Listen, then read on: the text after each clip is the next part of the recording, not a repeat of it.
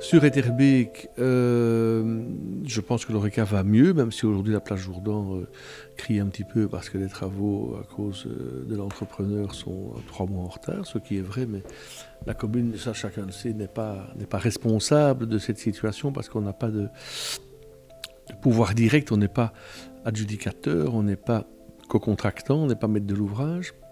Enfin, on agit pour améliorer les choses et on le fait. On va d'ailleurs indemniser nous-mêmes les commerçants. C'est un peu scandaleux avec les chemins du commerce d'ailleurs. On a travaillé là-dessus. On avait demandé que la région, comme ils l'ont fait Place du Miroir, dégage des subsides pour indemniser les commerçants vu les dégâts causés par la lenteur des travaux. Bizarrement, à Jette, c'est oui, et la situation étant identique à Etterbeek, c'est non. Donc nous, en tout cas, on va peut-être assigner la région, mais on va tout d'abord indemniser les commerçants à raison d'un maximum de 2700 € par commerce par 6 mois.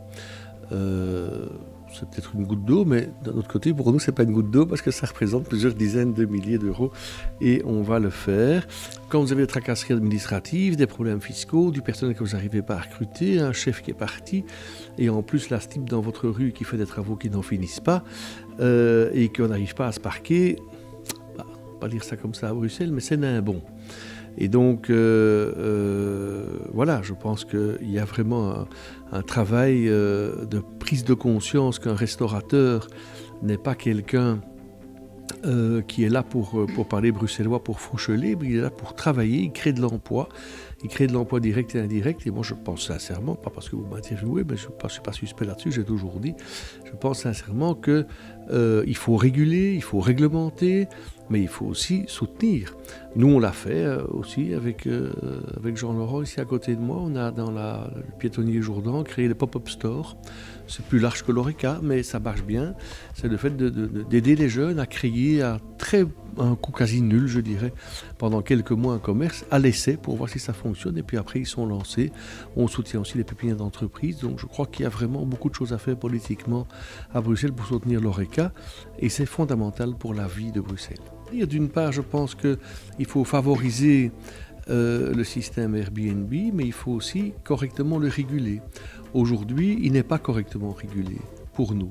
C'est-à-dire que pour nous, il est excessivement contrôlé, parfois excessivement sanctionné.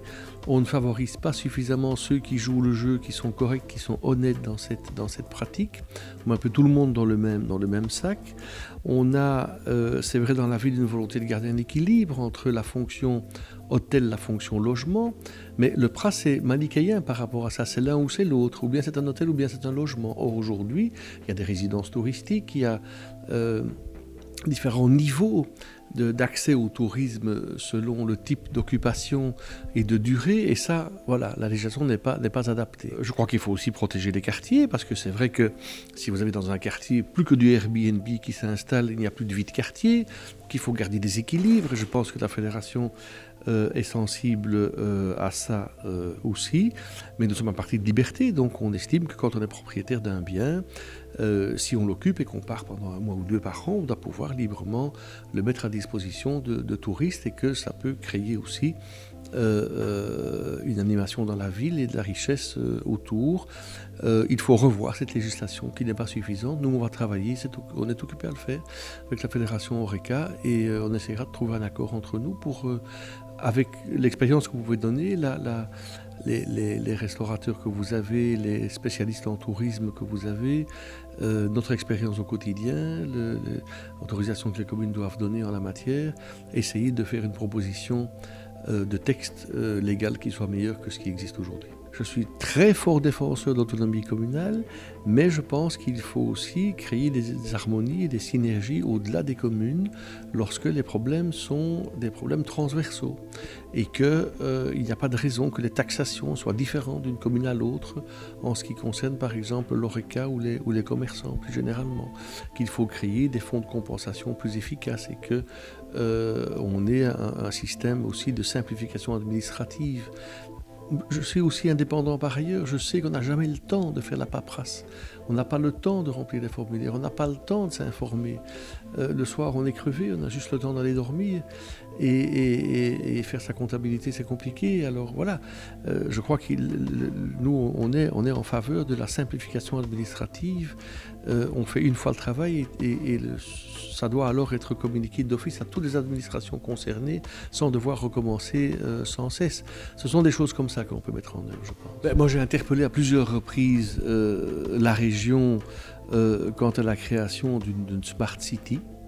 Un partage des données digitales globales, un accès favorisé avec évidemment des protections vie privée. On n'est nulle part. En résumé, on n'est nulle part à Bruxelles. On est vraiment très très fortement en retard. Moi, j'avais été mener une délégation parlementaire à Lyon, Optimote Lyon, où depuis maintenant longtemps, ils ont un système connecté sur des smartphones où vous devez aller de tel endroit à tel endroit et apparaît gratuitement. En tram, ça met autant, en bus, ça met autant, en voiture, ça met autant, en métro, ça met autant, à pied, ça met autant, et l'itinéraire est joint chaque fois. Voilà. Alors ça, ce sont des choses qui favorisent le tourisme et qui favorisent évidemment la vie économique. Et il y a comme ça plein d'exemples où ça ne fonctionne pas sur Bruxelles, effectivement. Souvent, certains disent, dans certains partis ou dans certains milieux, qu'un restaurateur, c'est un fraudeur. Eh bien, je pense que c'est une erreur politique majeure. Je crois qu'il faut considérer que le restaurateur est un créateur. Et pas partir d'une opinion négative. Et donc donner sa chance. Parce que le restaurateur qui réussit, il crée son emploi, il crée d'autres emplois, et il crée des emplois encore en amont et en aval. Et donc je crois que c'est l'âme d'une ville. Voilà. Donc, comme ça, vous voyez clairement ce que je pense.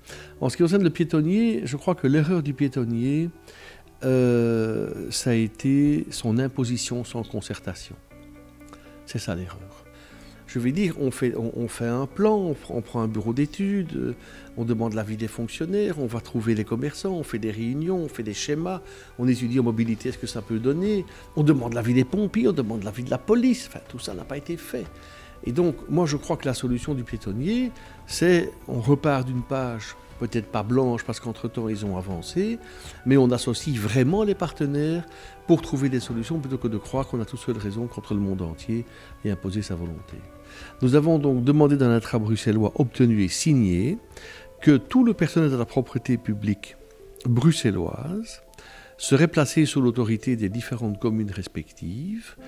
Ils ne changent pas leur statut, ils gardent leurs avantages personnels, etc. Mais une cohérence dans le nettoyage, avec une autorité locale, centrale, qui gère le nettoyage de sa commune. S'il y a bien un but local, de proximité, c'est bien la propreté. Ce n'est pas un problème de philosophie politique compliqué. On fait un planning, on a les hommes, les femmes, on a le matériel, on voit le nombre de kilomètres à faire, etc. Et on gère ça. Eh bien, ça a été convenu, ça n'a pas été respecté par le gouvernement bruxellois actuel. Donc aujourd'hui, c'est toujours la misère. Les voiries régionales sont toujours beaucoup plus sales que ne sont les voiries communales. Nous, avec une échevine de la propreté et tout le collège, on a décidé de dire que la propreté est une priorité absolue de cette législature, et on a réussi ça.